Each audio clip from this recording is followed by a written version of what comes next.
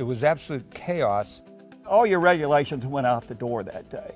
There was tremendous confusion. It was like a tsunami of people.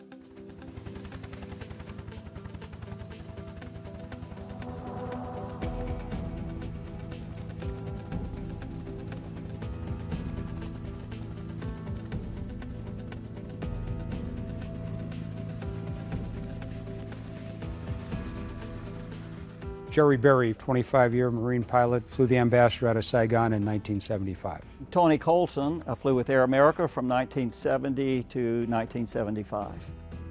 We never did get the words as the evacuation has begun. It evolved. That's the only way I can describe it. It just evolved.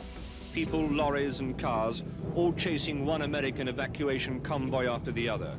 The streets are full, the embassy grounds are absolutely packed with people. And my first trip into the embassy was strictly to get the ambassador, and he didn't get on. And that was like 1 in the afternoon. And so we don't know what to do now. So we just start shuttling people off, and this goes on, and the crowds. There was no end to it. Never dissipate. There was no end to it. And you just kept flying until really you reached your physical and your mental limitations. When you would land, you'd just be mobbed by people. And so you look back and you could see everybody climbing in. You could feel the helicopter rock a little bit. Who knows how many were back there? I have no idea. You just slowly start to lift up. Occasionally you'd take off, and out of total desperation that they were hanging onto the skids. And what are you going to do? It was beyond your control. Landing in these, we call it confined areas, was always a problem. And especially small areas like rooftops or whatever, you didn't know if they were structurally sound. You've always got something that is going to be in your path. You taxi forward, now you're looking straight down, about 4 stories. So the helicopter is always hanging by a thread, so to speak.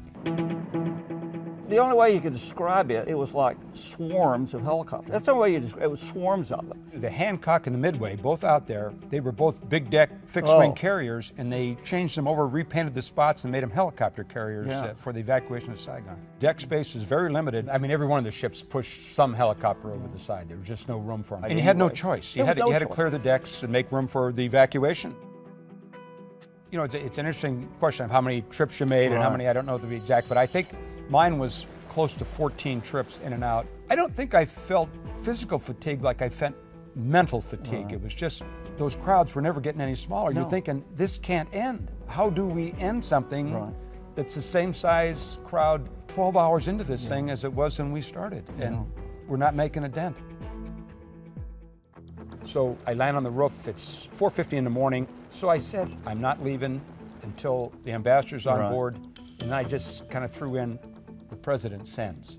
2 minutes later, the ambassador's on board. It's like, in retrospect, all he wanted was the president or somebody to order him out. Now it comes out that I brought a direct order from the president. Yes, thank that's you. what I read. Yes. Yeah, thank you. Obviously I didn't, because the president has no comm with me. But the minute we took the ambassador out, and he didn't realize it at the time, it's over now. Because now the Marines took charge. They locked all the doors, locked the gates, and they moved themselves to the roof. And I don't think at the time, until the very end, they all thought we were coming back. I know when we took those last Marines out, you could see the tanks entering the city. They were on the way in, and it was absolutely over at that point, and the chaos was still the same.